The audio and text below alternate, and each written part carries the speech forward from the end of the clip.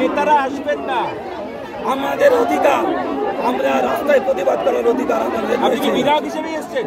আমি বিধায়ক হিসেবে নয়, আমি একজন সাধারণ নাগরিক হিসেবে আমাদের ছেলেমেয়েরা যদি রাস্তায় থাকে আমরা কেন রাস্তায় আসতে পারবো না? সমস্ত এখানে কোনো দল নেই, এখানে সমস্ত দলের লোকেরা আছে। পশ্চিমবঙ্গের আপামর জনসাধারণ যেই ছেলেমেয়েরা ভোট দিতে যাচ্ছে, কাউকে না কাউকে ভোট দেয়, তারা এসছে। এরা কাউকে না কাউকে ভোট দেয়, তারা এসছে। আমরা জানি না কে কোন পার্টিতে ভোট দিচ্ছে। এখানে আপামর জাতি, ধর্ম, বর্ণ, দল নির্বিশেষে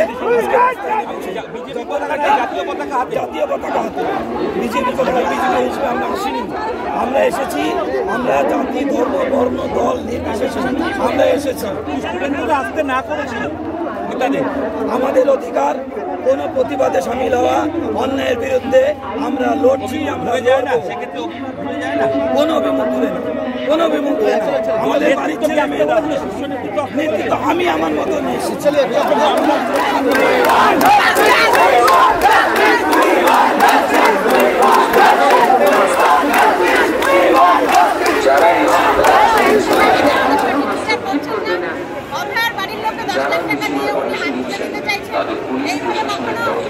একটা রাজ্য চলে না, আমরা রাস্তায় বেরোতে ভয় পাচ্ছি কেন? তার জন্য ভয়ের জন্যই আমরা রাস্তায় নেমেছি। একটা স্কুলের, প্রাইমারি স্কুলের বাচ্চা মেয়ে থেকে শুরু করে একটা বৃদ্ধা পর্যন্ত এই লড়াইতে নেমেছি। তাহলে সবারই একটাই দাবি, বিচার। উনি বিচার সঠিক না করে উনি 10 লাখ টাকা ধার্য করেছেন, তাহলে বাংলার মানুষ কেন চাইবে না ওনার পদত্যাগ? পদত্যাগ চাওয়াটাই স্বাভাবিক না? এখানে আমরা কোনো রাজনৈতিক দল থেকে আসি না, আমরা সাধারণ মানুষ, আমরা খেটে খাই। আমরা রাস্তায় নেমেছি বিচার চাওয়ার জন্য। পুলিশ মন্ত্রীর কাজ পুলিশ মন্ত্রী করবে, আমরা পাবলিকের কাজ পাবলিক করে যাবো। আমরা সাধারণ মানুষ রাস্তায় নেমেছি, যতক্ষণ পারবো আমরা লড়াইটা লড়বো, এগিয়ে যাবো, যতক্ষণ না বিচার পাই লড়াই করবো। সুপ্রিম কোর্ট অর্ডার দিয়েছে, কোনো রকমের আন্দোলন আটকানো যাবে না। হাইকোর্ট অর্ডার দিয়েছে, কোনো রকমের আন্দোলন আটকানো যাবে না।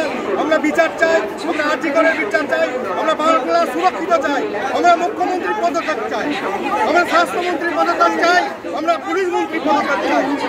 আমরা বেতনের দিকে